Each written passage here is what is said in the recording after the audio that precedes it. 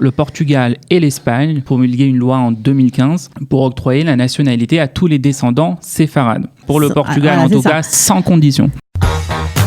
Israël, comment ça marche ? Vous allez adorer comprendre Israël. Moti Chabi, bonjour. Alors, on est ravis de vous accueillir parce que vous faites une activité un peu particulière. Vous avez un bureau d'immigration. Et donc, comme on est dans une émission qui s'appelle Israël, comment ça marche, on va essayer de savoir de quoi s'agit-il exactement. Alors, qu'est-ce que vous faites dans ce bureau et pourquoi vous êtes-vous lancé dans cette aventure ? Alors, c'est un bureau d'immigration. Bon, j'encourage pas les gens à quitter Israël. C'est un bureau pour faire la nationalité portugaise. Pour obtenir la nationalité portugaise. La nationalité portugaise, tout à fait. Alors, pourquoi la nationalité portugaise ?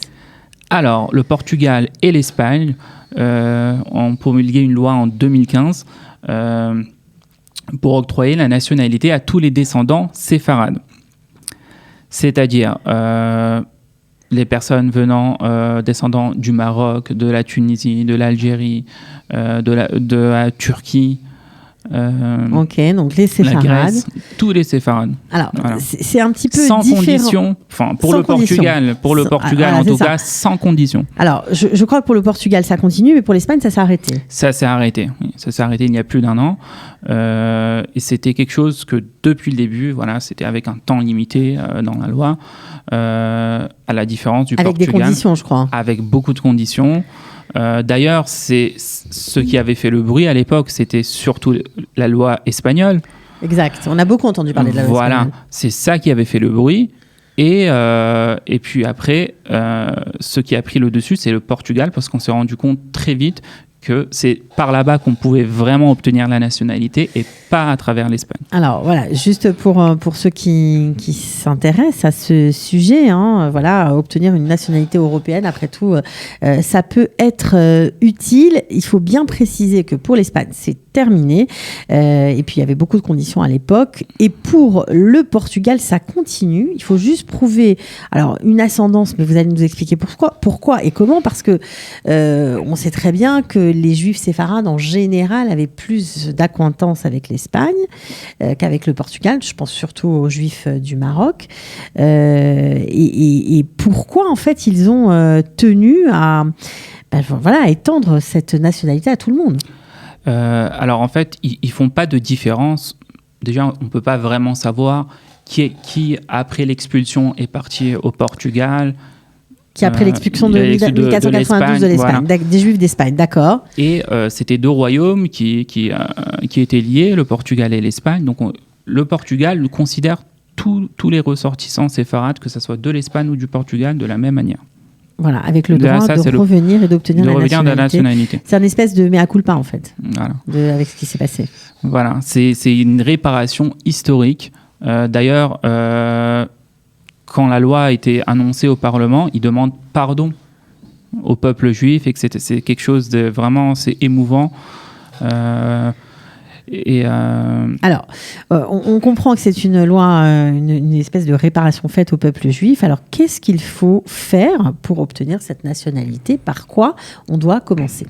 Alors, comment savoir qui est séfarade ou pas ? Ça a été délégué à 2 communautés qui sont au Portugal, la communauté de Lisbonne et la communauté de Porto. 2 communautés juives. 2 communautés juives, voilà. D'accord, ok. Alors, ces communautés-là, vous devez les contacter, soit à travers un bureau comme nous, soit de manière autonome, tout seul aussi. Donc, ce que vous faites, c'est que vous facilitez avec votre bureau d'immigration l'obtention de la nationalité on peut aussi le faire tout seul. Okay. C'est comme tout, si vous voulez un service professionnel et une expérience, vous pouvez choisir un bureau. Donc ce qu'il faut faire, c'est de les contacter, prouver 2 choses. Prouver que vous faites partie de ces communautés juives-là, ça veut dire que par exemple, votre père, votre grand-père est né en Tunisie. Ça veut dire un livret de famille, un passeport, une simple preuve. Une simple preuve.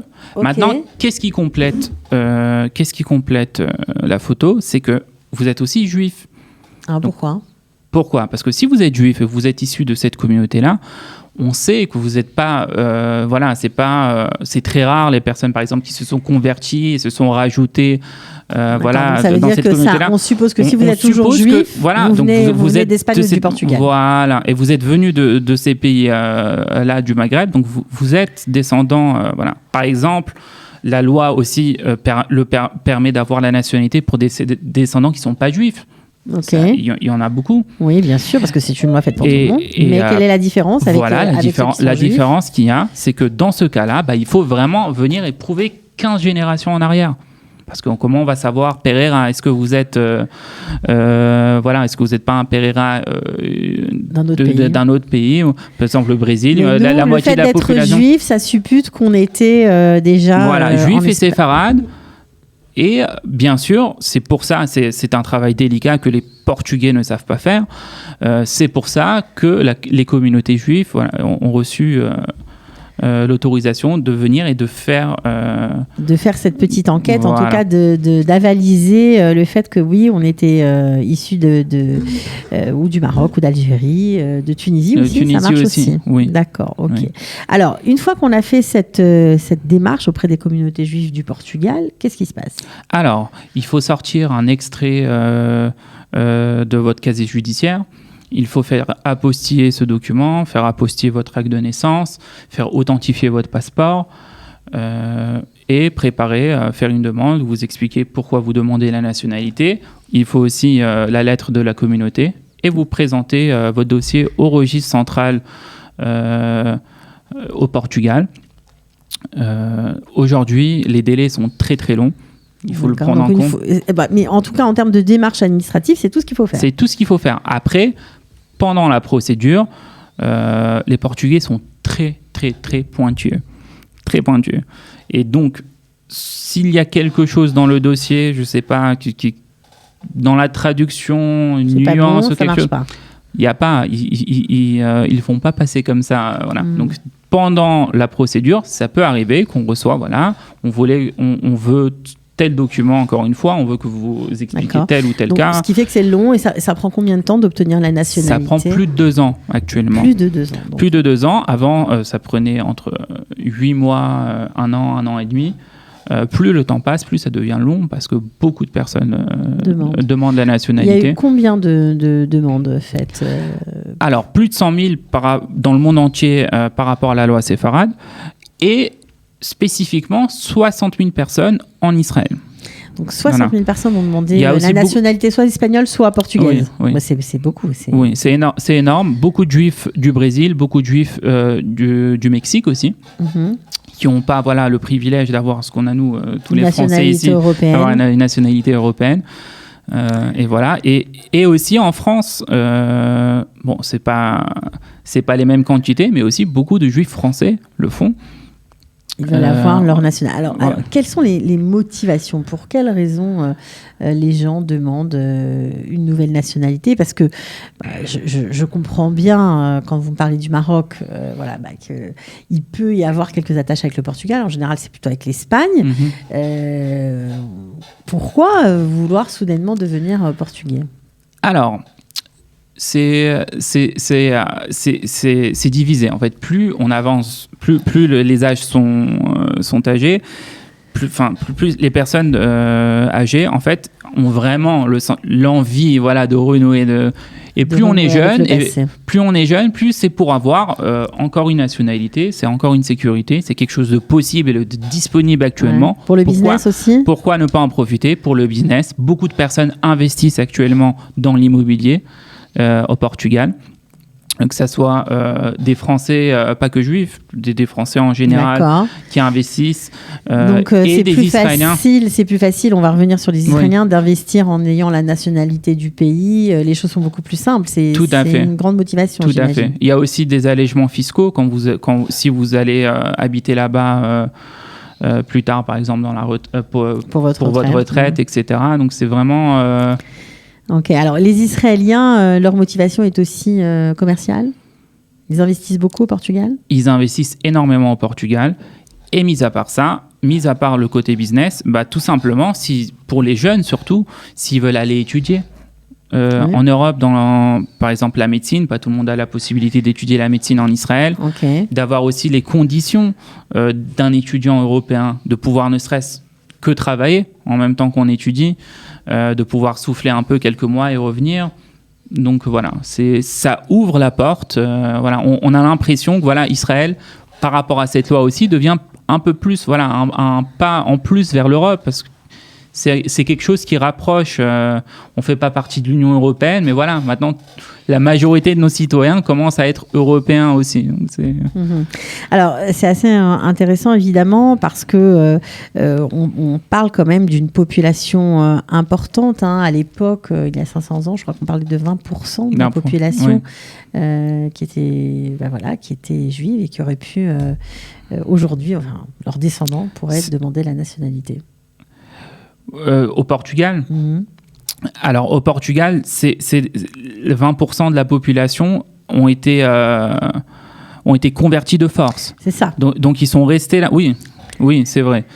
Mais ils sont portugais, ils sont toujours là-bas. Ils sont portugais, mais bon, peut-être qu'il y en a d'autres. Et jusqu'à aujourd'hui, ils n'osent pas du tout parler de leurs racines. Ils n'osent pas. Il y en a beaucoup qui ont des rituels d'allumer les bougies le vendredi dans la cave. En cachette. Et ils osent jusqu'à aujourd'hui, ils n'osent pas révéler et dire voilà, je pense que. Donc il faut comprendre aussi que c'est pas rien, c'est pas une réparation simple, c'est une réparation de quelque chose qui a laissé des traces dans l'histoire et dans le peuple juif et du Portugal, bien sûr. Aussi. Vous savez, il y a plein de livres de l'Inquisition. On peut voir, voilà, tel procès, c'était très ordonné et très jusqu'à aujourd'hui, il y a des traces. Alors, on va revenir à votre activité quotidienne dans votre bureau d'immigration. Alors, vous faites toutes les démarches dont vous avez parlé pour obtenir cette nationalité portugaise, voilà. Évidemment, on le répète, c'est sans condition. C'est pas grave si on ne connaît pas la langue, si on n'a aucune attache. C'est assez dingue. Fou, quoi. C'est dingue parce que je trouve ça quand même courageux. Parce qu'il y a aussi des enjeux économiques pour le Portugal. Mais je trouve ça dingue quand même et courageux parce que c'est venir aujourd'hui et changer la démographie d'un pays. Et ils voient les fruits aujourd'hui. Enfin, le Portugal a beaucoup augmenté économiquement, l'immobilier est en train de fleurir. Voilà. Alors justement, donc vous vous occupez de tous ces papiers concernant. Nous travaillons avec un bureau au Portugal, un bureau d'avocats au Portugal sur place. Pour faciliter les choses et obligé certifier les documents. Oui. Alors, vous travaillez aussi pour l'obtention de visa. Quel type de visa ? Visa aux États-Unis. OK. On l'espère bientôt aussi des visas de travail pour les Émirats, si la possibilité s'ouvrira. Voilà, donc nous sommes concentrés en général dans tout ce qui est service en Israël et aux francophones. Par rapport à l'Europe. Voilà. En tout cas, surtout le Portugal ou les États-Unis pour des visas. Voilà. Visa étudiant, j'imagine aussi, pareil. Tout à fait. Donc tout ce qui concerne tout ça. Alors, vous avez parlé des services d'immigration. Voilà. Services d'immigration. Vous avez parlé d'investissement, notamment d'investissement immobilier au Portugal. Alors ça veut dire quoi quand on a un bureau d'immigration de s'occuper d'investissement ? Vous faites quoi ? Alors, nous avons des collaborations avec des agences là-bas sur place. Ce qu'on fait, c'est que, par exemple, on va trouver un immeuble qui est un peu délabré, qui est une affaire. Et ce qu'on va faire, c'est qu'on va le reprendre, faire la reconstruction de l'immeuble, parfois diviser d'une manière différente les appartements, les chambres, etc., pour maximiser les profits, soit pour revendre par la suite, soit pour le mettre en location. Voilà. C'est ce qui se fait. Vous le faites vous-même en tant qu'investisseur, ou vous cherchez des partenaires, vous proposez ce type d'investissement à des Israéliens ? Nous avons des partenaires sur place. Il faut être sur place. Même si je me déplace, pas maintenant en période de Corona, mais même si je me déplace tous les mois, tous les 2 mois, quand même, il faut être sur place, bien sûr. Donc apparemment, c'est une bonne affaire pour les investisseurs énormément d'Israéliens actuellement le font. Les Français un peu moins. Pourquoi ? Pas dans la communauté, parce qu'il y a toujours chez nous, dans la communauté juive française, un envie de si on va investir à l'étranger, on vient investir en Israël. C'est quelque chose, voilà. Mais en Israël, les mentalités sont très différentes. Voilà, les Israéliens, ils voient les opportunités, ils voient comment je peux aller faire. Ils voient ça comme une opération financière. Ils ne voient pas, ça. Vous facilitez les démarches. Tout à fait. Aussi. Tout à fait. Bon, un bureau d'immigration à large, on va dire, oui, large visée. Parce qu'en fait, vous faites quelque chose, après, vous avez une clientèle et qui veut d'autres services et vous apprenez, et vous créez des liens et ça fleurit. En fait, c'était pas, au début, c'était tout simplement que la nationalité portugaise. Finalement, les choses se sont enclenchées. En tout cas, merci de nous avoir parlé de cette loi qui permet toujours d'obtenir la nationalité portugaise. Il suffit d'être juif, donc c'est très facile. Vraiment. Juif séfarade, quand même. Juif séfarade, c'est pas pour tout le monde. Mais on n'a pas le besoin, de faire des recherches généalogiques. Voilà. Ça, c'est assez intéressant. En tout cas, merci Moti Chabi. Évidemment, si on veut vous contacter, c'est facile. Votre bureau d'immigration s'appelle Easy Nationality. Voilà. Donc, on vous googlise, comme on dit, on vous trouve. Tout à fait. Sinon, on peut... Nous avons un site en français aussi. Pour la francophone, oui. Pour ceux qui veulent se renseigner en français, c'est parfait, c'est dit. En tout cas, merci de votre venue ici. Et puis, bonne chance pour la suite. Merci. Vous ne nous enlevez pas trop d'Israéliens, quand même. Non, on les garde, ils prennent mais c'est bien de leur donner aussi des outils. Voilà, pour voyager, pour être plus libre. C'est ça ? Voilà, tout à fait. Merci. À bientôt. À bientôt. Ciao. Israël, comment ça marche ? Vous allez adorer comprendre Israël.